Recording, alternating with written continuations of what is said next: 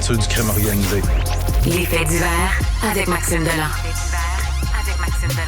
Les chauves-souris, toi. Ah, j'écoutais pas. Les chauves-souris. J'écoutais pas parce que... Pourquoi? T'étais où, là? Non, mais j'étais dans ma tête encore troublé de me dire, on va passer à la TV, nous autres. T'es entendu Avec ça? ta tuque, hein? Oh, ben... Oui, mais Il va falloir que t'enlèves ta tuque. Veux-tu vraiment que je l'enlève, voir ce qu'il y a de ça? Peut-être pas. Ah, c'est vrai? Oui. Bonne noire. Ouais, je suis dû. Bonne noire. C'est vrai? T'es frisé en dessous de ça. Ah ouais, non, lève la dent. OK, une autre fois. Bon, il y a une femme victime d'un meurtre en Estrie. Et ça, on vient de l'apprendre cette nuit, là. Oui, en fait, hier... Danielle Beauregard, c'est une mère de famille de 64 ans qui aurait été poignardée à mort par son propre fils, Carl Gauthier Beauregard, 39 ans. Le corps de la femme qui a été retrouvé samedi soir dans sa résidence de Sainte-Anne-de-la-Rochelle. Ça, c'est entre Grenby et Sherbrooke. Les policiers de la SQ qui ont arrêté le fils de la victime sur les lieux. Écoute, il criait, il hurlait. Tout le monde l'entendait dans le secteur. Il était visiblement en crise. Mais les collègues du Journal de Montréal, Camille Payan, Laurent Lavoie, ont fouillé l'histoire au cours du week-end puis ont découvert des éléments vraiment troublants. Ils ont découvert que le suspect il a été arrêté il y a 3 ans pour avoir violenté sa mère, avoir menacé de la tirer. Et les policiers, à l'époque, avaient saisi un arsenal quand même assez inquiétant dans la résidence. On parle quand même de 14 couteaux et épées, des armes à plomb, des imitations d'armes. Carl Gauthier Beauregard avait été reconnu jugé non criminellement responsable pour cause de troubles mentaux. Ce que mes collègues apprennent en consultant les rapports de la Commission d'examen des troubles mentaux, c'est qu'en janvier 2021, donc quelques mois après l'événement, on considérait que Carl Gauthier Beauregard représentait un risque important pour la sécurité du public et qu'il nécessitait un encadrement légal. Le médecin qui l'avait évalué, il disait par contre... Il ne représente pas de danger pour sa mère, ça va, c'est un événement isolé. Et là, 11 mois plus tard, on le remet en liberté, on lui permet de retourner vivre chez sa mère avec des conditions. 11 mois plus tard, on le réévalue. Et là, on détermine que tout est beau, on te libère, mon vieux, sans condition. Et la commission avait établi que les crimes qui étaient reprochés, c'était des événements isolés. Et là, un peu plus d'1 an et demi plus tard, il est accusé d'avoir tué sa mère. Puis devine quoi? On veut l'évaluer pour savoir s'il est apte à comparaître. Parce qu'il n'a pas été assez évalué. Mais clairement, il y a quelqu'un quelque part qui l'a échappé. Ouais. Trop souvent, on voit des gars comme ça qui vont tuer leur mère, tuer leurs parents, puis là, on dit, des troubles mentaux, puis ça. Puis il avait déjà été arrêté dans le passé pour cause de troubles mentaux. Puis tu sais, on peut pas... La victime dans ce dossier-là, c'est une mère de famille qui veut assurément aider son fils. Mais lui, il aurait dû être interné. Puis on aurait dû lui prodiguer des soins, puis de pas prendre de chance. Là. C'est parce qu'à un moment donné, puis on les voit dans les rues. Là. Ouais. Puis moi, je pense que je suis pour le retour de ce qu'on appelait les asiles, les hôpitaux psychiatriques, puis d'amener les gens là, qui sont peut-être dangereux pour eux-mêmes puis pour les autres. Mais là, c'est que t'as des spécialistes, des médecins traitants qui ont dit « Ah non, ce gars-là ne représente pas de danger pour personne. » Malheureusement, c'est des bombes à retardement. Qui a payé pour? Là? C'est sa mère. Ouais. Aussi, c'est un client qui a été volé et battu?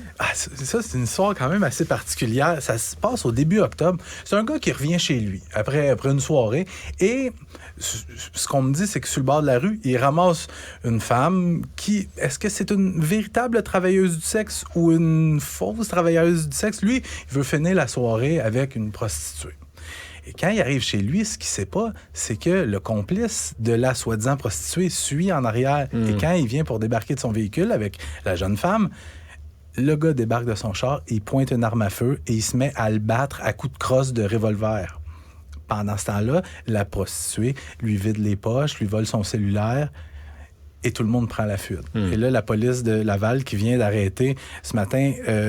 Kevin James Mondésir, 28 ans, Daniela Saint-Silus, 21 ans, qui font faire face à plusieurs chefs d'accusation, vol qualifié, possession d'armes, possession d'un dispositif prohibé parce que les perquisitions menées dans les 2 domiciles ont permis de trouver un pistolet Glock doté d'un chargeur à haute capacité, de la drogue, des fausses pièces d'identité. La morale de l'histoire, quand vous quittez la soirée, allez à la maison.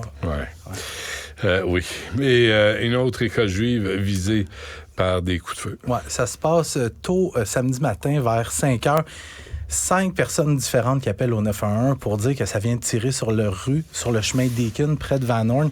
Quand les policiers arrivent, ils comprennent que c'est encore une fois la même école juive qui est visée, qui avait été visée 2 jours plus tôt. Là, ça fait 3 écoles juives visées en l'espace de 48 heures. On trouve des impacts de balles sur la porte. Mais là, je vais te révéler des informations qui n'ont pas été dévoilées jusqu'à maintenant. C'est que... il y a un agent de sécurité qui est devant cette école-là.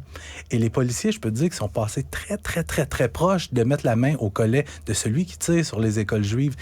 Il y a un agent de sécurité qui est stationné devant l'école et il voit la personne tirer. Tout de suite, il appelle au 911 et les policiers qui sont appelés, ils sont sur Van Horn et ils croisent le suspect dans son véhicule noir. Les policiers font demi-tour et ils le prennent en chasse.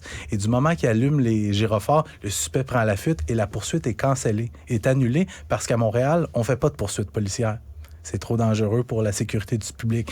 Mais comme ils ont la plaque d'immatriculation en note, ils disent on va aller le cueillir chez eux et ils se retrouvent sur la rive nord de Montréal. Ils trouvent le véhicule. Le véhicule n'a plus de plaque d'immatriculation. Fait que le suspect qui a fait ça a volé une plaque d'immatriculation d'un véhicule exactement comme le sien, a mis ça. Et là, maintenant, on a quelqu'un qui tire sur des écoles juives et qui est en fuite. On était tout proche de l'avoir. Puis il fait des efforts là, pour pouvoir rester... anonyme. Mais au courant du week-end, on a vu encore les politiciens, notre mairesse Valérie Plante qui lance des appels au calme, mais ça va prendre plus que des appels au calme. Quand elle dit c'est inacceptable, la violence, c'est non. C'est non. Moi, je me redresse dans mes shorts, là, puis je marche droit. OK? Si toi, t'as pas ça, ce réflexe-là, c'est parce que t'es une crapule. Mais moi, ça va prendre plus que ça. Hein? Ça va prendre puis il faut pas attendre qu'il y ait des blessés ou des morts. Non. Puis c'est triste parce que, tu sais, il y a des enfants qui vont, tu sais, à cette école-là en particulier, il y a un CPE, il y a des jeunes du primaire, des jeunes du secondaire. Ouais. Mon seul problème, là, c'est la loi 101. Là. C'est censé être en français et dans une langue seconde. Oui, mais je pense... Non, mais... Oui, mais respectueusement, je pense que la loi 101 passe 2e dans un cas comme celui-là. Non, mais je dis ça, je dis rien, là, mais quand même, t'es censé avoir en français avant les autres langues. Ça s'applique à tout le monde. Il y a peut-être un autre... Ah, je pense que c'est l'écriteau au-dessus. Il y a un écriteau peut-être au-dessus. Oui? Sur la porte principale, il me semble que c'est en français. Ah, j'espère. Merci. Ça fait plaisir. Ben, tu reviens là. Salut. Du Trisac. Ce balado